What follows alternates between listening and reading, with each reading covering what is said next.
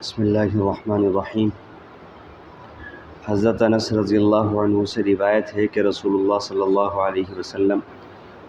رمضان کے آخری عشرے میں اعتکاف فرمایا کرتے تھے۔ ایک سال آپ اعتکاف نہیں کر سکے تو اگلے سال 20 دن تک اعتکاف فرمایا۔ حضرت انس رضی اللہ عنہ کی اس روایت میں یہ مذکور نہیں ہے کہ ایک سال اعتکاف نہ ہو سکنے کی کیا وجہ پیش آئی تھی۔ سنن نسائی اور سنن ابی داؤد وغیرہ میں حضرت ابی بن کعب کی ایک حدیث مروی ہے، اس میں تصریح ہے کہ ایک سال رمضان کے عشرہ اخیر میں آپ صلی اللہ علیہ وسلم کو کوئی سفر کرنا پڑ گیا تھا، اس کی وجہ سے اعتکاف نہیں ہو سکا تھا، اس لیے اگلے سال آپ نے 20 دن کا اعتکاف فرمایا۔ اور صحیح بخاری میں حضرت ابو ہریرہ رضی اللہ عنہ کی روایت سے مروی ہے کہ جس سال آپ صلی اللہ علیہ وسلم کا وصال ہوا، اس سال کے رمضان میں بھی آپ صلی اللہ علیہ وسلم نے 20 دن کا اعتکاف فرمایا تھا۔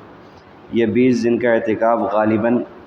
اس وجہ سے فرمایا تھا کہ آپ کو یہ اشارہ مل چکا تھا کہ عنقریب آپ کو اس دنیا سے اٹھا لیا جائے گا، اس لیے اعتکاف جیسے اعمال کا شغف بڑھ جانا بالکل قدرتی بات تھی۔ حضرت عائشہ رضی اللہ عنہا سے مروی ہے، فرمایا کہ معتکف کے لیے شرعی دستور اور ضابطہ یہ ہے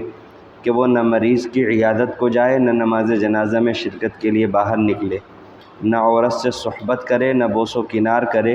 اور اپنی ضرورتوں کے لیے بھی مسجد سے باہر نہ جائے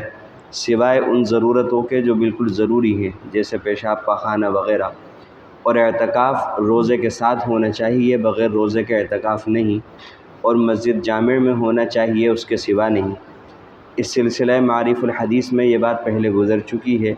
کہ صحابہ کرام رضی اللہ عنہم میں سے جب کوئی یہ کہے کہ سنت یہ ہے تو اس کا مطلب یہ ہوتا ہے کہ شرعی مسئلہ یہ ہے، اور سمجھا جاتا ہے کہ یہ مسئلہ انہوں نے رسول اللہ صلی اللہ علیہ وسلم کے ارشاد یا طرز عمل سے جانا ہے، اس لیے یہ حدیث مرفوع ہی کے حکم میں ہوتی ہے۔ اس بنا پر حضرت عائشہ صدیقہ رضی اللہ عنہا کی اس حدیث میں اعتکاف کے جو مسائل بیان کیے گئے ہیں وہ نبوی ہدایات ہی کے حکم میں ہیں۔ اس کے بالکل آخر میں مسجد جامع کا جو لفظ ہے اس سے مراد جماعت والی مسجد ہے، یعنی ایسی مسجد جس میں پانچوں وقت جماعت پابندی سے ہوتی ہو۔ حضرت امام ابو حنیفہ رحمۃ اللہ علیہ کے نزدیک اعتکاف کے لیے روزہ بھی شرط ہے اور جماعت والی مسجد کا ہونا بھی۔ حضرت عبداللہ بن عباس رضی اللہ عنہ سے روایت ہے کہ رسول اللہ صلی اللہ علیہ وسلم نے اعتکاف کرنے والے کے بارے میں فرمایا کہ وہ یعنی اعتکاف کی وجہ سے مسجد میں مقید ہو جانے کی وجہ سے گناہوں سے بچا رہتا ہے، اور اس کا نیکیوں کا حساب ساری نیکیاں کرنے والے بندے کی طرف جاری رہتا ہے اور نامہ اعمال میں لکھا جاتا رہتا ہے۔ یعنی جب بندہ اعتکاف کی نیت سے اپنے کو مسجد میں مقید کر دیتا ہے تو اگرچہ وہ عبادت اور ذکر و تلاوت وغیرہ کے راستے سے اپنی نیکیوں میں خوب اضافہ کرتا ہے،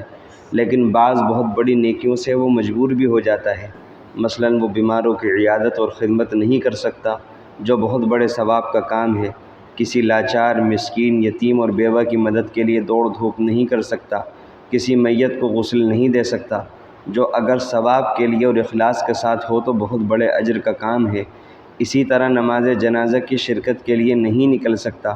میت کے ساتھ قبرستان نہیں جا سکتا، جس کے ایک ایک قدم پر گناہ معاف ہوتے ہیں اور نیکیاں لکھی جاتی ہیں، لیکن اس حدیث میں اعتکاف والے کو بشارت سنائی گئی ہے کہ اس کے حساب اور اس کے صحیفہ اعمال میں اللہ تعالیٰ کے حکم سے وہ سب نیکیاں بھی لکھی جاتی ہیں جن کے کرنے سے وہ اعتکاف کی وجہ سے مجبور ہو جاتا ہے اور وہ ان کا عادی تھا۔ اللہ تعالیٰ ہم سب کو عمل کی توفیق۔